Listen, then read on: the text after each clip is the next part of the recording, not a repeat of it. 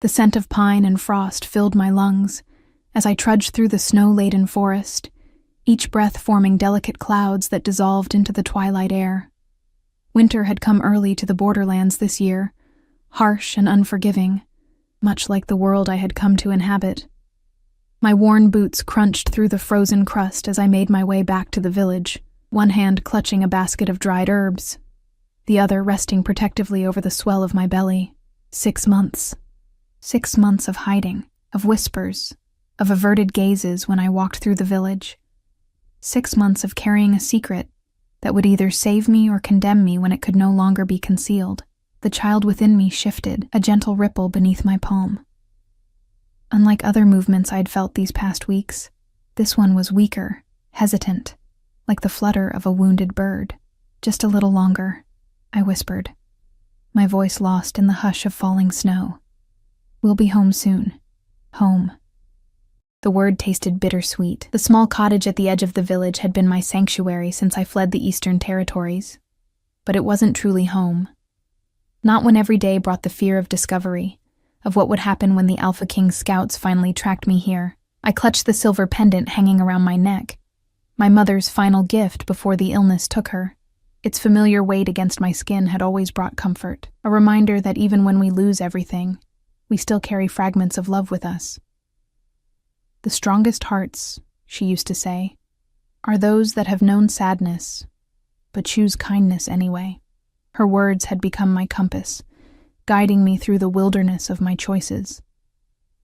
The midwinter festival lights appeared through the trees, golden pinpricks against the deepening blue of dusk. The human village of Blackridge was small, isolated, and, most importantly, far from the werewolf territories. Far from him. The villagers had welcomed me months ago, a seemingly widowed healer with valuable knowledge of remedies and birthing. They asked few questions about my past, content with the simple story I had crafted. A young wife, tragically widowed, seeking a new beginning. If only they knew the truth, if only they knew what grew inside me. I had nearly reached the village outskirts when the hairs on the back of my neck prickled, a primal warning that froze me mid-step. Something had changed in the forest around me. The birds had gone silent. The constant whisper of wind through branches had ceased, leaving an unnatural stillness. I wasn't alone. My heart thundered against my ribs as I slowly turned, scanning the darkening forest. Nothing moved among the trees, yet the sensation of being watched intensified, pressing against me like a physical weight. They had found me. After months of hiding, of careful planning and fearful nights, they had finally found me. The Alpha King's hunters had come for their master's child. Eleanor, there you are. I nearly collapsed with relief at the familiar voice. Martha, the baker's wife, was hurrying toward me from the village, her round face flushed with exertion and worry. We were beginning to worry, she scolded, taking my basket. No one should be in these woods after sunset, especially not in your condition. I forced a smile, even as my eyes continued to search the shadows between the trees. I lost track of time gathering winter root. The fever's spreading through the children, and we're running low on remedies. Martha clucked her tongue, wrapping a protective arm around my shoulders as she guided me toward the village. Always thinking of others, but you must think of yourself now, dear. Of your child. My child. If she only knew. The village square was transformed for the midwinter festival, lanterns hanging from every eave, wreaths of evergreen and holly adorning doors. In the center, a great bonfire roared, surrounded by villagers sharing mulled wine and stories. Any other night, the scene would have warmed me. This simple human tradition, this belonging I had found among them. Tonight, however, the shadows beyond the firelight seemed deeper, hiding watchers I could sense but not see. Come, Martha said. You should eat something. You're pale as death. She led me to a bench near the fire, pressing a bowl of stew into my hands. The warmth seeped into my frozen fingers, but did nothing to thaw the ice forming in my chest. As the villagers laughed and sang around me, I felt more alone than ever, trapped in a nightmare of my own making. 6 months ago, I had been Elena Whiterose, respected healer in the Eastern Territories. living in the uneasy peace between humans and werewolves. 6 months ago, I had attended the royal court to treat an elder suffering from a wasting illness. 6 months ago, I had caught the eye of Thorn Ravencrest, the Alpha King himself. The memory of his gaze still burned, golden eyes that had followed me through the castle halls, intense and calculating. Not with the predatory hunger I had expected from the rumors, but with something more dangerous: curiosity, interest. In all the stories humans whispered about the fearsome Alpha King, none had mentioned the intelligence in those eyes, or how he would ask me about my remedies with genuine interest, or how his voice could soften when he spoke of his people. None had warned me how easily I might fall. A hush fell over the village square, pulling me from my memories. The music stopped abruptly, conversations dying mid-sentence as all eyes turned toward the forest path from which I had emerged. My blood turned to ice as I saw them. 5 figures emerging from the darkness, tall and imposing, their bodies wrapped in furs and leather, their posture unmistakable even in human form. Werewolves. The villagers drew back, children clutched to parents' sides, men reaching for weapons they knew would be useless against such visitors. Though peace had held between our kinds for nearly a decade, the sight of werewolves in a human settlement still carried the echo of ancient fears, of nights when humans barricaded their doors against howls in the darkness. I set down my bowl with trembling hands, fighting the urge to run. Running would solve nothing now. The leader of the pack stepped forward, silver-streaked hair catching the firelight, his face weathered and stern. I recognized him instantly. Aldrich, the Alpha King's most trusted general. His eyes scanned the crowd, passing over me once, then returning with sharp recognition. He had found what he sought. "We seek the healer known as Elena Whiterose," he announced, his voice carrying easily across the suddenly silent square. "By order of Alpha King Thorn Ravencrest, ruler of the Eastern Territories." Whispers erupted around me, confused villagers turning to each other for explanation. I had told them my name was Eleanor Green. I had told them I came from the Western Valleys. The lies that had protected me now unraveled with frightening speed. Martha's hand tightened on my arm. "Eleanor?" she whispered, uncertainty and the first tinge of fear in her voice. I couldn't bring myself to meet her eyes as I slowly stood, one hand instinctively shielding my belly. "It's all right," I lied, hoping my voice sounded steadier than I felt. "I'll speak with them." The crowd parted reluctantly as I walked forward, aware of every eye upon me, every whispered question. The weight of my secret pressed down, making each step an effort. When I stood before Aldrich, I straightened my spine, summoning what dignity I could. "General Aldrich," I said quietly, "you've come a long way." His eyes, gray as winter storm clouds, flicked to my swollen belly, then back to my face. Something like pity crossed his features, quickly masked. "The king requires your presence, healer. Immediately." "As you can see," I replied, gesturing to my condition.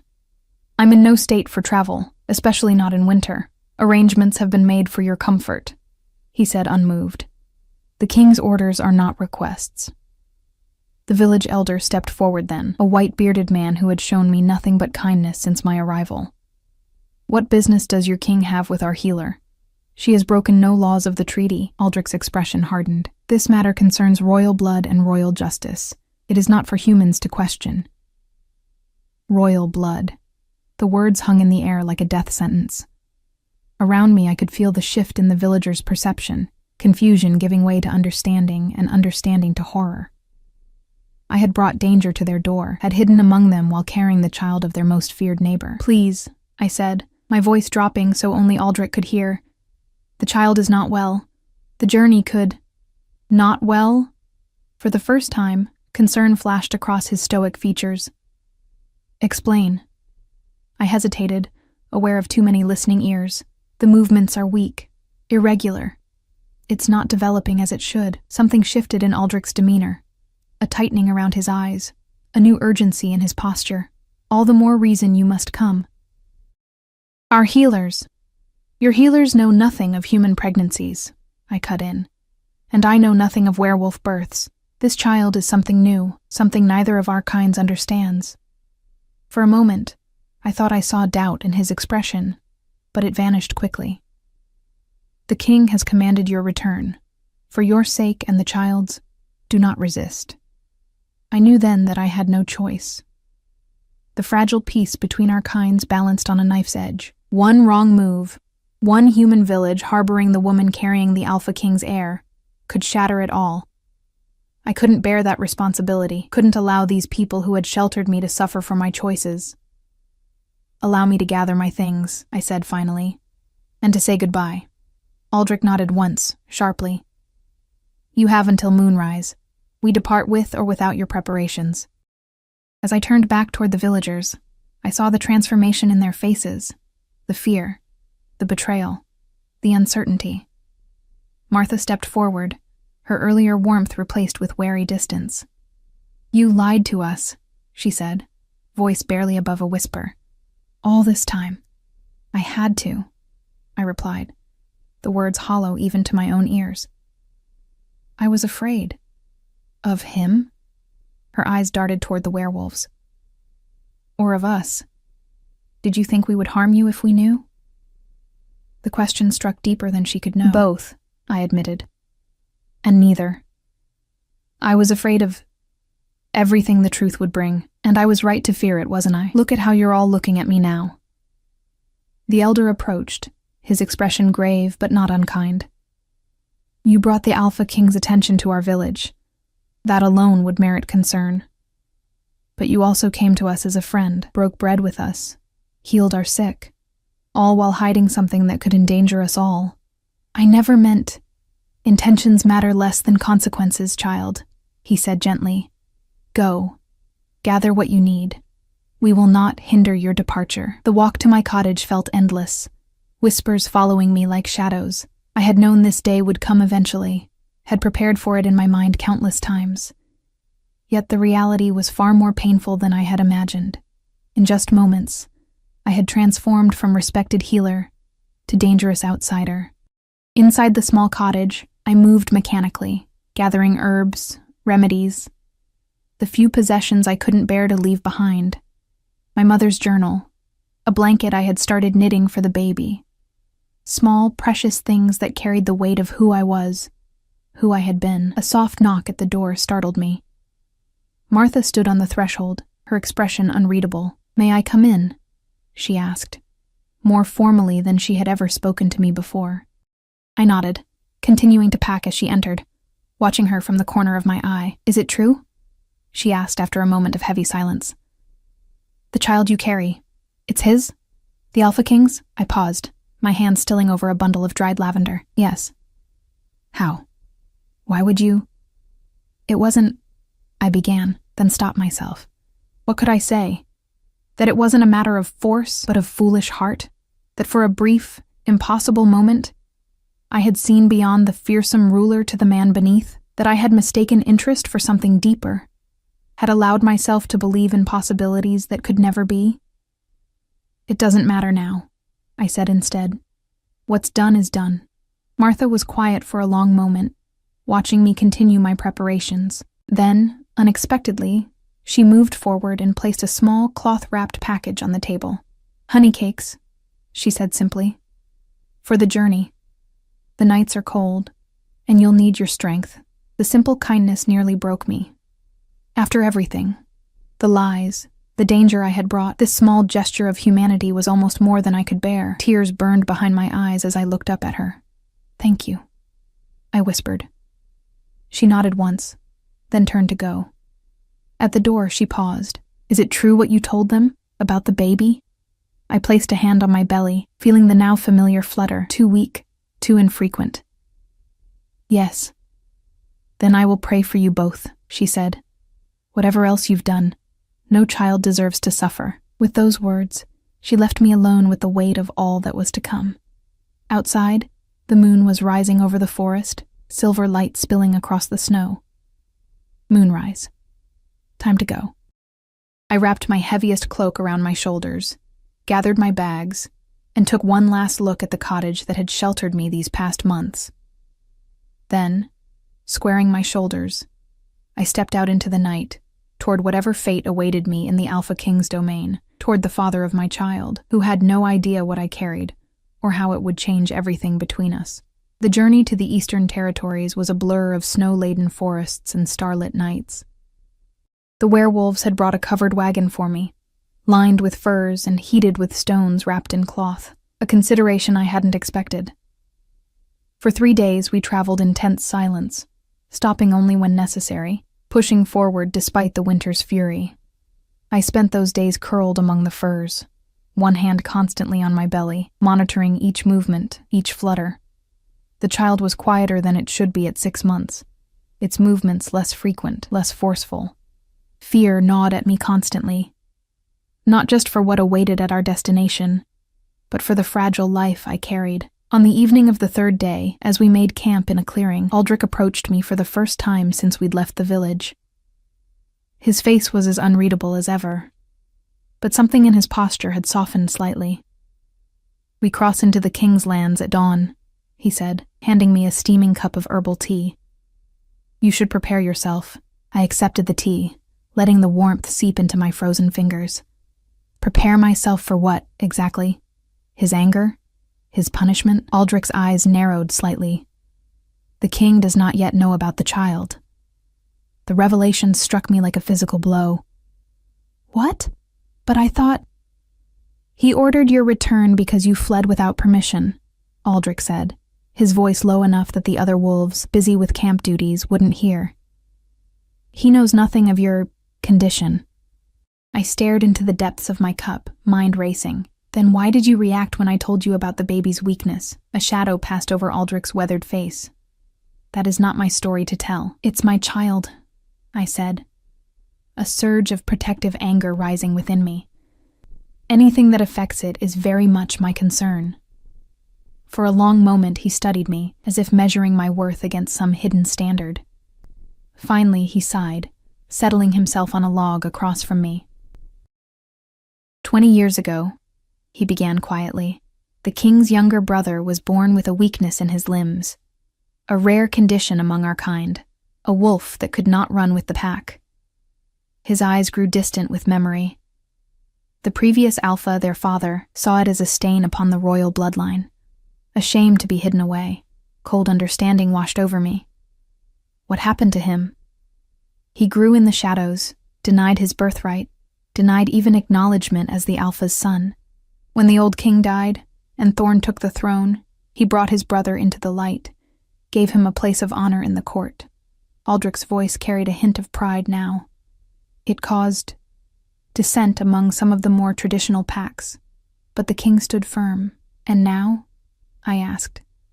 The brother died last winter, Aldrich said flatly.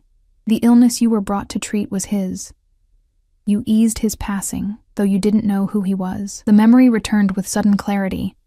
The young man with the king's golden eyes, his body twisted but his mind sharp, asking me questions about my remedies even as the illness consumed him. I had spent weeks at his bedside, not knowing I attended a prince. So when I told you my child was weak, I feared history repeating itself. Aldrich stood, his expression closing again. The king should hear this from you directly. Rest now. Tomorrow will be difficult. He left me then, returning to his duties, leaving me with far more questions than answers. That night, sleep eluded me as I stared up at the stars through a gap in the wagon's cover, my mind spinning with this new information. The Alpha King had defied tradition for his brother. Would he do the same for his child, or would the fact that it was half-human, and potentially weakened by that heritage, change everything? Dawn broke gray and forbidding as we crossed into the Eastern Territories.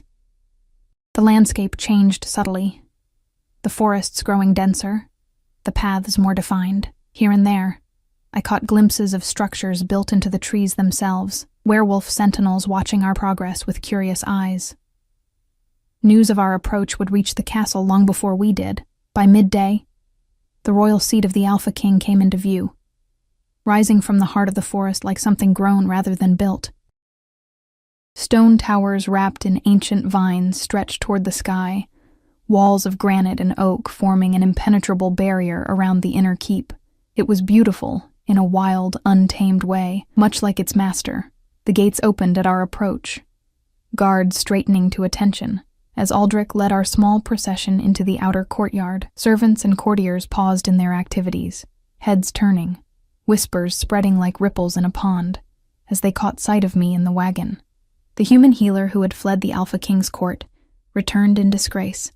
If only they knew the truth. Aldrich helped me down from the wagon, his grip firm but careful. "The king awaits you in the great hall," he said, his voice pitched for my ears alone. "Remember, he does not yet know." I nodded, drawing my cloak tighter around myself. The heavy fabric helped conceal my condition, though it wouldn't fool anyone looking closely. Following Aldrich's lead, I walked across the courtyard, with my head held high, ignoring the stares and whispers that followed us like shadows. The great hall was exactly as I remembered it, vast and imposing, with massive hearths burning at either end, the walls adorned with ancient weapons and the banners of allied packs. Late afternoon sunlight filtered through high windows, casting patterns across the stone floor. And at the far end, seated upon a throne carved from a single piece of ancient oak, was Thorn Ravencrest, Alpha King of the Eastern Territories. 6 months had not changed him. He was still breathtaking in his power, broad-shouldered and lean-waisted, his face a study in harsh angles and unexpected grace. His hair, black as midnight, was pulled back from his face, emphasizing those remarkable eyes, wolf gold and just as piercing as I remembered. Those eyes fixed on me now, widening almost imperceptibly as I approached with Aldrich. Whatever he had expected upon ordering my return, my appearance, thinner in the face despite my swollen belly, weariness etched into every line of my body, was not it. "Leave us," he commanded, his deep voice echoing in the cavernous hall. The courtiers and guards filed out immediately, some casting curious glances back at me as they went. Even Aldrich retreated, though he hesitated at the door, his expression communicating some silent message to his king before he too disappeared, the heavy doors closing behind him with a sound like distant thunder. For a long moment, Thorn simply looked at me, his expression unreadable. Then he rose, descending the 3 steps from his throne with fluid grace, stopping several paces from where I stood. "Elena," he said, my name in his voice sending an unwelcome shiver through me. "You left without permission. I wasn't aware I was a prisoner," I replied, striving for a calm I didn't feel. His eyes narrowed slightly. "You were under my protection as a royal healer. You took an oath." "I fulfilled that oath. Your brother died peacefully, with dignity. My service was complete. That wasn't for you to decide." He took a step closer, and I fought the urge to retreat. "You disappeared in the night, without a word. Why?" This was the moment. The question that would change everything between us. I slowly unwrapped my cloak, letting it fall open to reveal what I had been hiding. His reaction was immediate and visceral. He froze, those golden eyes widening, fixed on the unmistakable swell of my belly. For perhaps the first time in his life, the Alpha King was rendered speechless. "This is why," I said softly. He moved then, closing the distance between us in 2 swift strides, one hand reaching out as if to touch my belly before stopping abruptly, hovering in the space between us. His nostrils flared slightly as he drew in my scent, confirmation of what his eyes told him. "Mine," he breathed, the word somewhere between question and declaration. "Yes." A storm of emotions crossed his face, too rapid to decipher. Shock, confusion, something that might have been wonder, quickly followed by anger. "And you ran? Hid this from me? From us?" "I was afraid," I admitted, the words catching in my throat. "Of me?" The hurt in his voice surprised me. "You thought I would harm my own child, or you?" "No, yes, I don't know." I wrapped my arms around myself, suddenly cold despite the hall's warmth. "I'm human, Thorn. The child is half human. I've heard the stories of how werewolves view such offspring." His jaw tightened. "Stories. You fled based on stories rather than asking me directly. Would you have been honest? If I had come to you and told you I carried your child, would you have told me exactly what that meant for both of us?" He had no immediate answer for that, which was answer enough. Instead, his gaze dropped to my belly again, his expression softening almost imperceptibly. How long? He asked. 6 months. He nodded slowly, as if confirming some private calculation. The night of the spring moon ceremony. Heat rose to my cheeks at the memory. The festival fires, the drums, the way he had found me alone in the castle gardens, away from the celebrations, the way neither of us had been strong enough to resist what had been building between us for weeks. Yes, I whispered. He was silent for a long moment, studying me with an intensity that made me want to look away. Finally, he said, Aldrich tells me there may be complications. I tensed. The baby doesn't move as it should. Its heartbeat is weaker than normal. I fear... I couldn't finish the thought. Something flashed in his eyes. A pain so raw and unexpected that it took my breath away. Without warning, he turned away, pacing to one of the great windows, his back to me as he stared out at the winter landscape. My brother, he said, his voice oddly hollow, was born with similar weaknesses. The healer said he wouldn't survive his first moon. He lived 27 years through sheer force of will. I remained silent, sensing there was more he needed to say. My father wanted to... He stopped, his shoulders rigid with tension. The old ways would have demanded it, a mercy, they would have called it. Horror washed over me as I understood what he couldn't bring himself to say. That's why I ran, I whispered. I couldn't risk. He turned back to me then, his expression fierce. I am not my father, and no child of mine will ever be treated as less than what they are. Royalty, regardless of their strength or form. The conviction in his voice shook me to my core. For months, I had carried the weight of my fear alone, had convinced myself that running was the only option. Now, faced with his reaction, so different from what I had imagined, I felt something inside me begin to crumble. You should sit, Thorn said, his voice gentler than I had ever heard it. You look exhausted. The sudden shift in his demeanor caught me off guard. I'd prepared myself for rage, for accusations, even for rejection. This unexpected concern left me unbalanced, unsure how to respond. He didn't wait for my answer, instead crossing to a side door and barking orders to someone beyond. Within moments, servants appeared with a cushioned chair, placing it near one of the great hearths, before disappearing as silently as they had come.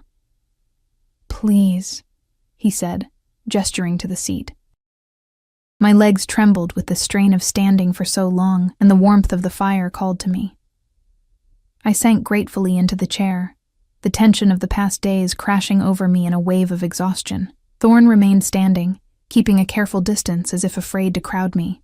You need food, rest, proper care. I've been caring for myself quite well, I replied, a hint of defensiveness creeping into my voice. His eyes flashed. By running to a human village in the dead of winter. By hiding your condition from those who could help you? By risking both your lives on a journey you didn't need to make alone? What choice did I have? The words burst from me, fueled by months of fear and solitude. I know nothing of werewolf customs beyond what humans whisper in the dark. I know nothing of what happens to women who bear werewolf children. I know nothing of how your kind would view a half-human heir. You could have asked me, he said, his voice dropping to a dangerous softness. You could have trusted me. Trust is earned, not commanded, I shot back. Even by kings. For a moment, his face hardened, the alpha in him bristling at the challenge in my tone. Then, surprisingly, his expression eased into something like respect. Fair, he conceded. But running solved nothing. It only delayed the inevitable. The child within me chose that moment to stir, a flutter so weak it was barely perceptible. My hand moved instinctively to the spot, a gesture Thorn's sharp eyes didn't miss. It moved? He asked, taking an unconscious step closer. I nodded, unable to hide the worry in my expression. Yes, but... I hesitated, then decided he deserved the truth, however painful. The movements grow weaker each week. Something is wrong, Thorn. Something beyond my knowledge to fix. The vulnerability that crossed his face then was startling, a crack in the implacable facade he presented to the world. Before he could respond, the doors opened again, and an elderly female werewolf entered.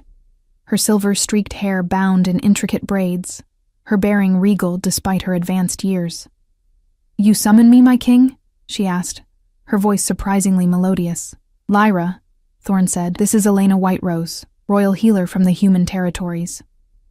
His gaze met mine briefly. And the mother of my child. If the old woman was surprised, she hid it well. She approached me with measured steps, her dark eyes, so different from Thorn's golden ones, assessing me with the practiced gaze of a healer. The child struggles, she stated simply, not a question but a certainty. I nodded, surprised by her perception. How did you? I have delivered more wolf cubs than you have seen moons, child, she said, a hint of amusement softening her words. And I have seen this before. May I? She gestured toward my belly. After a moment's hesitation, I nodded. Her hands, weathered but gentle, pressed lightly against my swollen abdomen, moving with practiced precision. Her eyes closed in concentration, head slightly tilted as if listening to something beyond human hearing. The cub has a strong spirit, she said finally, opening her eyes, but its body struggles to contain it. Half-blood children often face this challenge. Two natures at war within one form. Can you help? Thorn asked, an edge of command in his voice that couldn't quite mask the worry beneath. Lyra straightened, considering. Perhaps, with time and proper care. Her gaze returned to me. But the mother must remain here, under my supervision. No more running, healer. It does neither you nor your child any favors. The finality in her tone left no room for argument. I was staying, whether I wished to or not. I'll have chambers prepared, Thorn said, already moving toward the door. Next to Lyra's, in the healer's wing. Not the royal quarters? Lyra asked, one silver eyebrow arching in surprise. Thorn paused, his back to us. Elena values her independence, he said, a hint of bitterness coloring the words. I won't cage her, or our child. With that, he strode from the hall, leaving me alone with the old healer. I released a breath I hadn't realized I was holding, the tension in my shoulders easing slightly with his departure. Well, Lyra said, settling herself in a chair across from mine. He's taking it better than I expected. I stared at her. Better? He's barely containing his anger. She laughed, the sound unexpectedly warm. Child, if Thorn Ravencrest were truly angry, half this castle would be trembling. What you're seeing is hurt, not rage. Hurt? The concept seemed absurd. What right does he have to feel hurt? I'm the one who had to flee, who had to hide, who has been carrying this burden alone for months. And whose choice was that? She countered, her gaze sharp despite her gentle tone. Did he drive you away? Did he threaten you or the child? No, but you assumed the worst of him based on stories and fears. Can you blame him for finding that hurtful? Put that way, my actions seemed less justified, more reactionary. Still, I couldn't bring myself to feel remorse. Not entirely. I did what I thought necessary to protect my child. Any mother would do the same. Lyra's expression softened. Yes, they would, and that protective instinct will serve you well in the days to come. She leaned forward, her voice dropping conspiratorially. Not everyone will welcome a half-human heir to the throne. There will be challenges ahead, both for you and for Thorn. The thought sent a chill through me. You mean there are those who would harm the child? Not openly, she assured me. None would dare defy their alpha so directly. But whispers, political maneuverings, pressure on Thorn to set you aside, to take a werewolf mate instead, these things are inevitable. He could do that? Just set me aside? Lyra studied me curiously. You care for him. It wasn't a question, but I answered anyway. What I feel doesn't matter. What matters is my child's future. They are not separate things, she said gently. The child's future is tied to its parents' choices, both of them. Before I could respond, a young servant appeared at the door, announcing that my chambers were ready. Lyra helped me to my feet, her strength surprising for one of her years, and led me through the winding corridors of the castle. The healer's wing was on the eastern side, bathed in morning light, overlooking a garden that would be beautiful in spring. My chambers were spacious and warm, with a large bed, a sitting area near a private hearth, and a small adjoining room that had been hastily arranged as an apothecary, complete with drying herbs and mixing bowls. "The king remembered your preference for making your own remedies," Lyra explained, seeing my surprise. "He pays attention to more than you might think." Left alone, I explored my new prison, for despite the comforts, that's what it was. The windows, though large, were too high to provide an easy escape. The door, though unlocked, would surely be guarded. I was trapped here until the child came. Perhaps longer. As twilight descended, I stood at the window, watching the first stars appear above the winter bear garden. In the village, I would have been helping prepare the evening meal, listening to Martha's gossip about the day's events, feeling, if not belonging, at least acceptance. A soft knock interrupted my thoughts. I turned, expecting Lyra or a servant, but instead found Thorn standing in the doorway, his imposing frame somehow subdued in the soft light of my chambers. "May I enter?" he asked, the formality strange between us after all that had happened. I nodded, watching warily as he stepped into the room, closing the door behind him. He carried something wrapped in cloth, which he placed carefully on the table between us. "I brought you this," he said, unwrapping the bundle to reveal a leather-bound book, its cover worn with age. It belonged to my brother. His observations on his condition, treatments that helped, those that didn't. I thought it might. He paused, unusually hesitant. It might help with the child. The unexpected gesture caught me off guard. I stepped forward, running my fingers over the worn leather, feeling the weight of its contents. A brother's struggle, preserved in ink and paper. "Thank you," I said softly, genuinely touched. He nodded once, sharply, already turning to leave. The distance between us, physical and emotional, yawned like a chasm, filled with unspoken words and unresolved feelings. "Thorn," I called, stopping him at the door. "I didn't run because I feared you would harm the child. I ran because I feared you wouldn't want it, us, at all." He turned back slowly, his golden eyes reflecting the firelight. "You were wrong." 3 simple words, heavy with meaning. Before I could respond, he was gone, the door closing softly behind him. That night, I read his brother's journal by candlelight, tears streaming down my face as I absorbed the young prince's words. His frustrations, his triumphs, his unwavering determination to live fully despite his limitations. But most revealing were his descriptions of Thorn, of a brother who had defied their father, who had fought for his right to exist in the light, who had never once treated him as lesser. I had misjudged him. The realization sat heavy in my chest as I finally drifted into an exhausted sleep, the journal clutched to my heart like a talisman. The weeks that followed settled into an uneasy routine. Each morning, Lyra would examine me, her ancient knowledge combined with my human healing practices, creating a regimen of herbs, broths, and gentle exercises designed to strengthen both me and the child. Under her care, the baby's movements grew slightly stronger, though still far from what they should be. Thorn visited daily, always brief, always formal. He would ask about my health, about the baby, sometimes bringing rare herbs or texts he thought might help. Never did he mention the night of the spring moon, or what might have been between us had I not fled. The wall between us remained, built of my fear and his pride, seemingly insurmountable. The castle staff treated me with cautious respect, though I caught the occasional whispers, the sidelong glances that spoke of uncertainty. A human carrying the Alpha's child was unprecedented, a disruption to centuries of tradition. I was a curiosity at best, a threat at worst.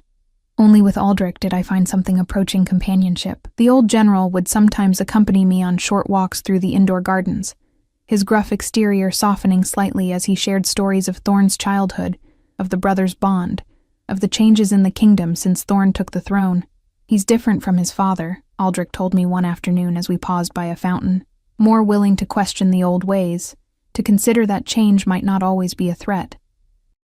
"Is that why he defied tradition for his brother?" I asked, thinking of the journal. Aldrich nodded. "And why some of the older packs still view him with suspicion. They fear he's too progressive, too willing to forge new paths." As winter deepened, the castle prepared for the winter solstice. The longest night, when werewolf magic ran strongest. Decorations appeared in the halls, evergreen boughs and red berries, crystal ornaments that caught the firelight. The air hummed with anticipation, servants hurrying through corridors with mysterious bundles, voices raised in rehearsal of ancient songs.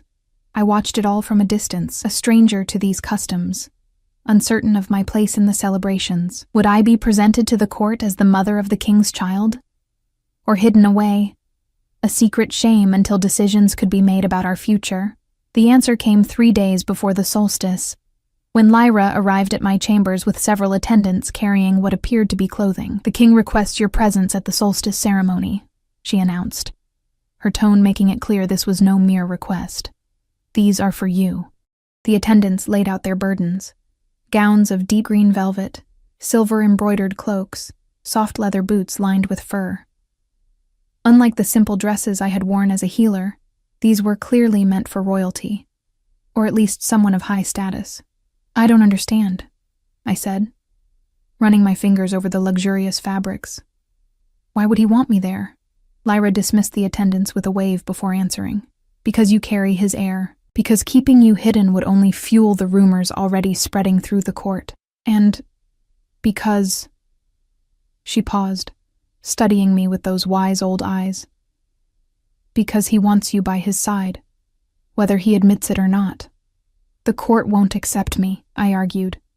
"A human carrying a weakened half-blood child? I'll be a target for every traditionalist in the kingdom." "Yes," she agreed, surprisingly blunt. "You will be.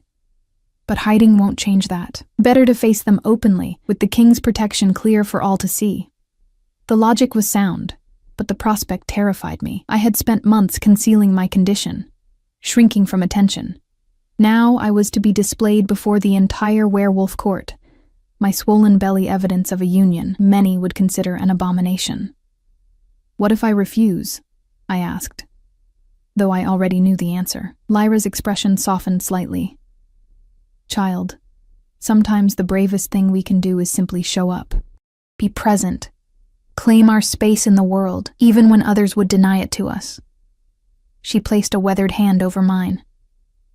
"Your child will face this challenge throughout its life, being caught between two worlds, never fully belonging to either. Will you teach it to hide, or to stand proud?" Her words struck deep, unearthing fears I had buried beneath more immediate concerns. What kind of life would my child have, neither fully human nor werewolf? What prejudices would it face from both societies, and what example would I set with my own choices? "I'll go," I said finally. "But I do this for my child, not for him." Lyra's knowing smile suggested she didn't entirely believe me, but she nodded. "The seamstresses will need to make final adjustments. The ceremony begins at sunset on the solstice. The king will send an escort." The night of the winter solstice arrived with a sky clear and cold. Stars sharp as diamond shards against the velvet darkness. I stood before the mirror in my chambers, hardly recognizing the woman who gazed back at me. The gown they had chosen was the color of midnight, flowing from empire waist to floor in a cascade of velvet and silver embroidery. It accommodated my swollen belly without trying to hide it, the cut somehow making my condition seem regal rather than awkward. My hair, usually braided simply for practicality, had been arranged in an intricate style, with silver threads woven throughout, making it gleam in the candlelight. "You look beautiful," came a deep voice from the doorway. I turned, startled, to find Thorn watching me. He was resplendent in ceremonial attire, black and silver like mine, but with the addition of a fur-lined cloak fastened with a clasp bearing his family crest. His hair hung loose around his shoulders, making him look wilder, more like the wolf beneath the man. "You should have knocked," I said, flustered by his sudden appearance and the intensity of his gaze. "I did." A hint of amusement touched his lips. "You were lost in thought." An awkward silence fell between us, filled with all the things we had left unsaid these past weeks. Finally, he stepped forward, extending his arm. "Will you accompany me to the ceremony?" he asked, the formal phrasing at odds with the emotion I glimpsed in his eyes. I hesitated only a moment before placing my hand on his arm. "I will." The great hall had been transformed for the solstice celebration. Hundreds of candles bathed the space in golden light, while crystal snowflakes hung from the rafters, catching the glow and refracting it into countless tiny rainbows. The center of the hall had been cleared for dancing, while long tables laden with food and drink lined the walls. Our entrance caused an immediate stir. Conversations halted mid-sentence, heads turned, eyes widened at the sight of their king with a very pregnant human on his arm. The silence stretched, taut as a bowstring, until Thorn's deep voice cut through it. "Welcome all to the winter solstice. May the longest night bring us wisdom, and the returning light guide us through the coming year." As if his words had broken a spell, the assembly responded with the traditional reply, "As the moon waxes and wanes, so too shall our strength endure." The ceremony proceeded with me at Thorn's side, every eye in the hall watching us with emotions ranging from curiosity to outright hostility.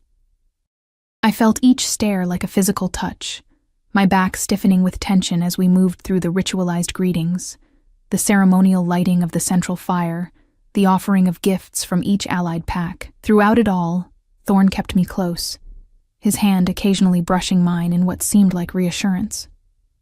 Whether for my benefit or to send a message to the court, I couldn't be sure, but I found myself grateful for his solid presence beside me. As the formal portion of the evening gave way to feasting and dancing, we took our places at the high table. Thorn seated me at his right hand, an honor not lost on the assembled nobles, whose whispers grew more pronounced. "Ignore them," he murmured, leaning close under the pretense of serving me from a platter of roasted venison. "Their opinions matter less than they believe." "They're your subjects," I reminded him. "Their loyalty is essential to your rule." His golden eyes flashed. "Their loyalty is to their alpha, regardless of his choices. Those who cannot accept that are welcome to challenge me directly." The casual way he said it sent a chill down my spine, a reminder that beneath the civilized exterior, he remained a predator, an alpha wolf who had fought for his position and would fight to keep it. "Let's hope it doesn't come to that," I said softly. Before he could respond, a tall, elegantly dressed werewolf approached our table, his silver-streaked black hair and aristocratic features marking him as one of the older nobility. He bowed deeply to Thorn, then turned to me with considerably less deference. "So the rumors are true," he said, his refined voice carrying a hint of distaste. "Our alpha has taken a human mate." "Watch your tone, Darius," Thorn warned, his own voice dropping to a dangerous register.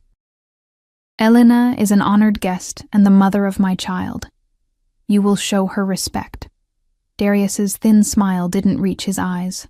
"Of course, my king.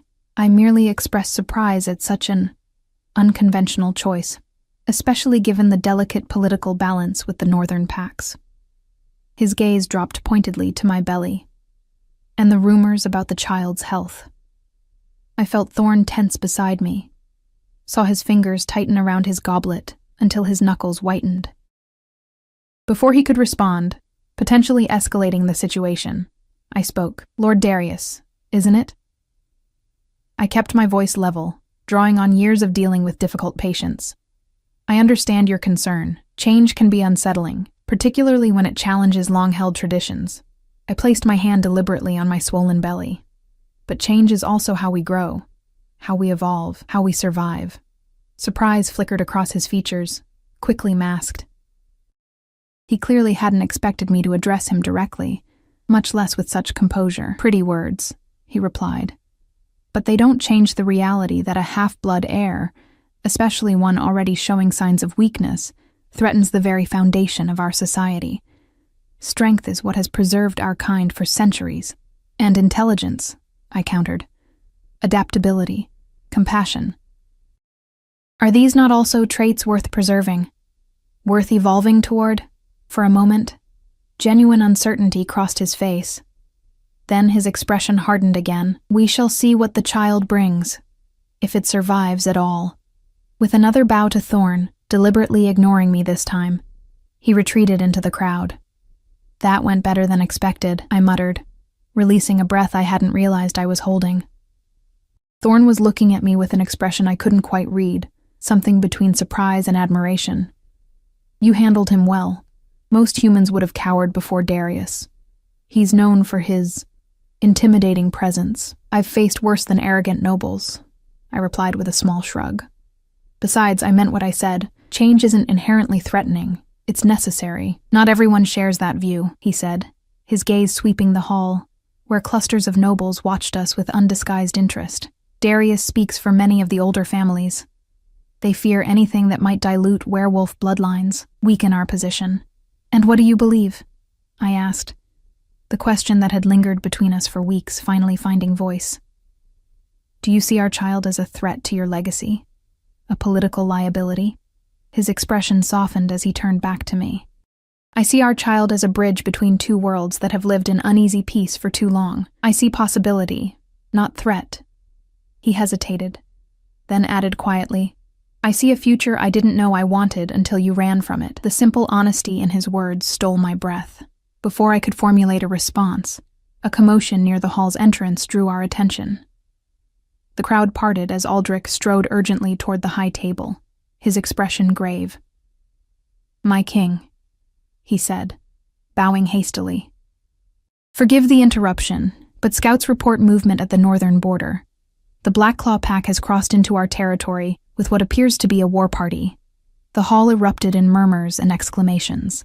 The Blackclaw pack was known for its fierce adherence to the old ways, its resistance to the changes Thorn had implemented during his reign. That they would risk open aggression during the sacred time of winter solstice was unprecedented and deeply troubling. Thorn rose, his presence immediately commanding silence. How many? At least 50 warriors, moving fast through the snow. They'll reach the outer settlements by dawn if they maintain their pace. Their target? Aldrich's gaze flicked briefly to me before returning to his king. Unknown, my lord, but their timing so soon after news of the child has spread. The implication was clear. This was no coincidental border skirmish. It was a direct challenge to Thorn's rule, to his choice of the mother of his heir, to the very future he envisioned for his people. Prepare the guard, Thorn commanded, his voice calm, despite the tension radiating from him. I want our fastest runners ahead of them, evacuating any settlements in their path, and send messengers to our allied packs. This aggression will not stand unchallenged. As the hall erupted into controlled chaos, nobles rushing to offer support or retreating to secure their own positions, Thorn turned to me. You should return to your chambers, he said, his tone softening though his expression remained grave. I'll post additional guards at your door. Is this because of me?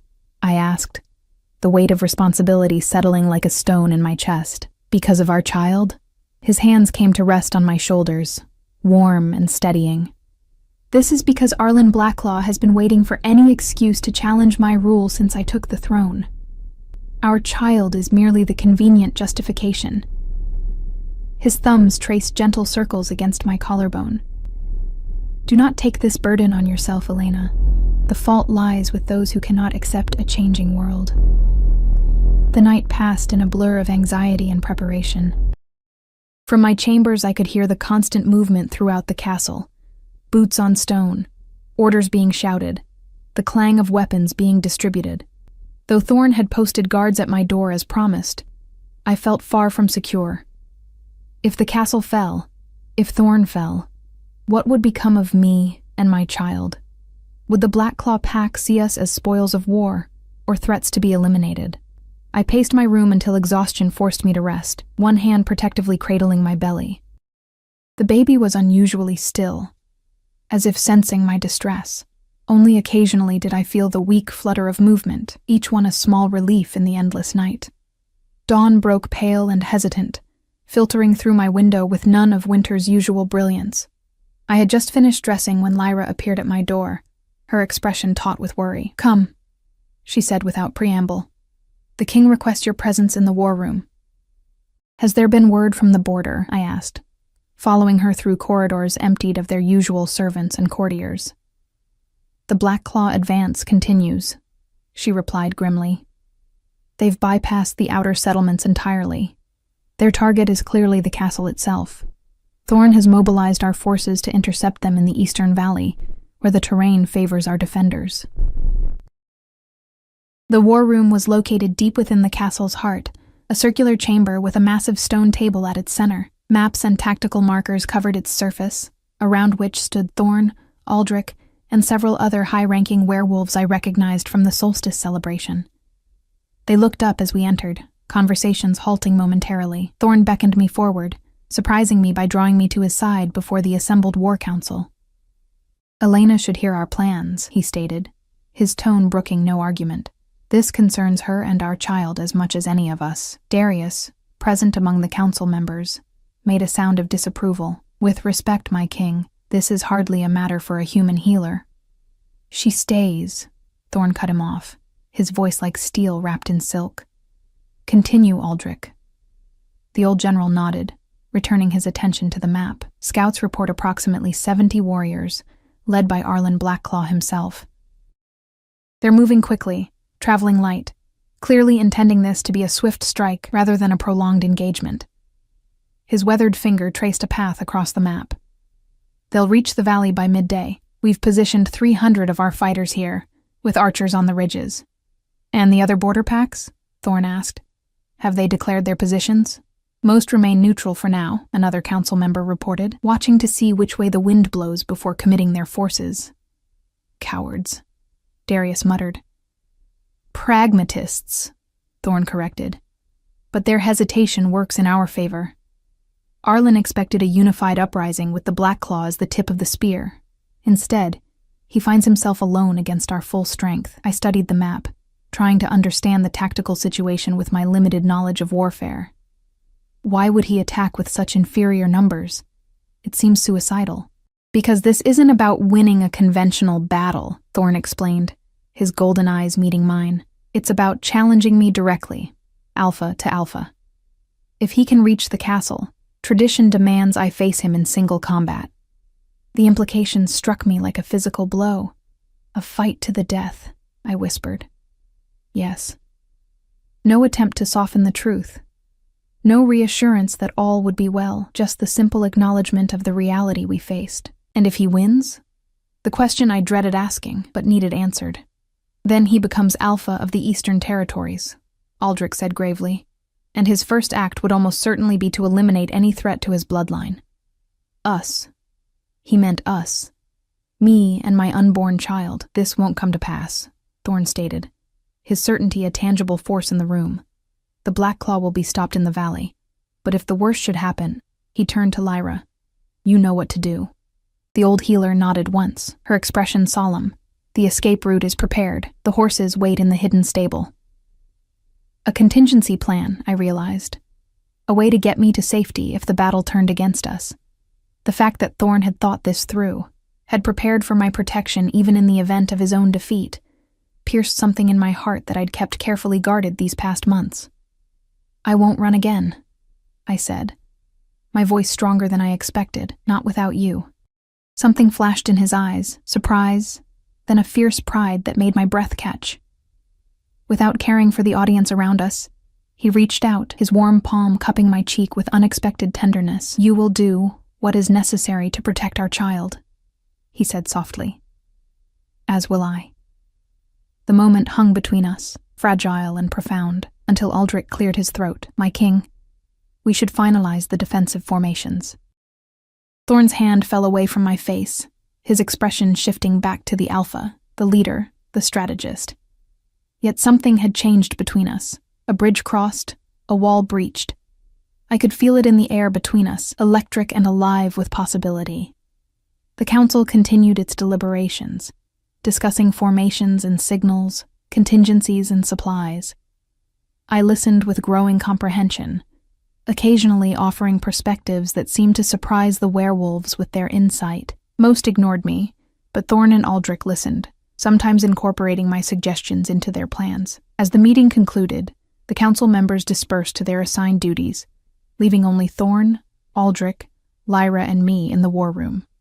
"You should rest," Thorn said to me, concern evident in his voice. "This stress can't be good for the child." "I've rested enough," I replied. "I want to help. I'm a healer. Let me prepare remedies for the wounded, organize the infirmary." Anything is better than waiting helplessly in my chambers. He studied me for a long moment, then nodded. Lyra could use the assistance, but promise me you'll stop if you grow too tired. I promise. The next hours passed in a flurry of activity, as Lyra and I transformed one of the castle's great halls into an infirmary. Beds were arranged in neat rows, bandages rolled, herbs crushed into poultices. Healing brews simmered over carefully tended fires. Other human healers from the surrounding villages had been summoned to assist, and I found unexpected comfort in working alongside my own kind again, sharing knowledge and techniques. By midday, we received the first reports from the valley. The Blackclaw force had been spotted, advancing exactly as predicted. Thorn had ridden out with the main force at dawn, leaving Aldrich to command the castle's defenses. The old general now moved through the castle like a restless spirit, checking fortifications, drilling guards, his weathered face set in grim determination. "Any word?" I asked when he paused by the infirmary door, watching our preparations. "Not yet," he replied. "But soon. The scouts report they're within sight of our forces." I nodded, returning to my work of sorting herbs with hands that trembled slightly despite my best efforts. Lyra noticed, of course. Little escaped her keen eyes. "The Alpha is a formidable warrior," she said quietly, coming to work beside me. "Few can match him in battle, and none have defeated him since he took the throne." "I know," I said, though the reassurance did little to ease the knot of fear in my chest. "But Arlen Blackclaw wouldn't challenge him unless he believed he could win." Lyra's expression darkened. "Arlen is dangerous not because of his strength, but because of his cunning. He fights without honor when it suits him." Before I could ask what she meant, a commotion at the castle gates drew our attention. From the infirmary windows, we could see riders entering the courtyard at speed, one supporting another who appeared injured. My heart seized with terror, until I realized neither was Thorn. The injured rider was brought directly to our infirmary, a young scout with a deep gash across his shoulder and chest, his face pale with blood loss. As Lyra and I worked to stabilize him, he gasped out his report to Aldrich. "Ambush," he managed, wincing as we cleaned his wound. "Not 70 warriors, hundreds, hidden in the forest. They let our scouts count only what they wanted us to see." Aldrich's expression turned to stone. "Where? How far?" "Eastern Valley. Already engaged when I left. Heavy casualties on both sides." The young wolf's eyes fluttered as shock began to set in. "The king, fighting his way to Arlen, said to warn you. Castle might be targeted directly. Second force." Alarm spread through the infirmary as Aldrich immediately began shouting orders, doubling the guards at every entrance, positioning archers on the walls. Lyra and I worked frantically to stabilize the scout, my mind racing with implications even as my hands moved with practiced efficiency. A two-pronged attack. The valley engagement was meant to draw out our main force, leaving the castle vulnerable. And Thorn, believing he faced a smaller enemy, had committed himself to a battle where he was now outnumbered. "We need to send reinforcements to the valley," I said to Aldrich when he returned to check on the scout. "We have few to spare," he replied grimly. "If the castle falls, all is lost regardless of what happens in the valley." The truth of his words struck me like a physical blow. We were trapped in an impossible situation, unable to help Thorn, yet equally unable to flee without abandoning him and his forces to their fate. As twilight approached, more wounded arrived from the battle, each bringing fragments of news. The fighting was fierce, with heavy losses on both sides. Thorn still lived, still fought, but had not yet reached Arlen through the press of combat. The Blackclaw forces were better prepared than anyone had anticipated, with weapons and tactics that spoke of long planning. I worked until my back ached and my fingers grew numb, moving from bed to bed, treating wounds, offering what comfort I could. The child within me remained unusually still, as if conserving its strength for the trials ahead.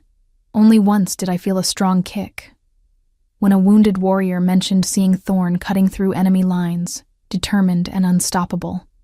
Night fell, black and moonless, wrapping the castle in shadows that seemed to hide 1,000 threats. Tensions rose as guards reported movement in the surrounding forest, though no direct assault came. The waiting became its own form of torture. each minute stretching endlessly, filled with imagined horrors and worst-case scenarios. I had just finished changing a bandage when Lyra appeared at my side, her expression grave. "You need to rest," she said, her tone allowing no argument. "You've been on your feet for hours." "There's still work to be done," I protested, gesturing to the rows of wounded. "And it will be done by those who haven't been carrying a child for 6 months," she replied firmly. "Even you have limits, Elena. Honor them." Reluctantly, I allowed her to lead me to a small antechamber off the main infirmary, where a cot had been prepared. I sank onto it gratefully, my exhaustion suddenly overwhelming now that I allowed myself to feel it. "I'll wake you if there's news," Lyra promised, pressing a cup of herbal tea into my hands. "Drink this. It will help calm both you and the child." I sipped the bitter liquid, recognizing the taste of chamomile and valerian, with something else I couldn't quite identify. My eyelids grew heavy almost immediately, my limbs leaden with fatigue enhanced by whatever she had added to the brew. As I drifted toward sleep, I thought I heard distant howls, the battle cries of wolves engaged in mortal combat, fighting for their king, their territory, their way of life, fighting for us. I dreamed of golden eyes in darkness, of blood on snow, of a small hand reaching for mine, fingers tiny but strong, with the hint of claws at the tips. I dreamed of Thorn, wounded but unbowed, fighting his way back to the castle, to me, to our child. In the dream, I ran to meet him, no longer afraid, no longer uncertain. In the dream, I chose him as he had chosen me. A hand on my shoulder woke me with a start. The antechamber was dark except for a single candle, its flame casting long shadows across Aldrich's weathered face as he bent over me. "What is it?" I asked, instantly alert despite the lingering effects of Lyra's tea. "What's happened?" "The castle is surrounded," he said, his voice low and urgent. "Blackclaw forces have infiltrated the forest. Our scouts report Arlen himself leads them." "And Thorn?" My voice caught on his name, fear constricting my throat. Aldrich's expression told me everything before he spoke. "We've had no word from the valley since nightfall. The king's fate is unknown."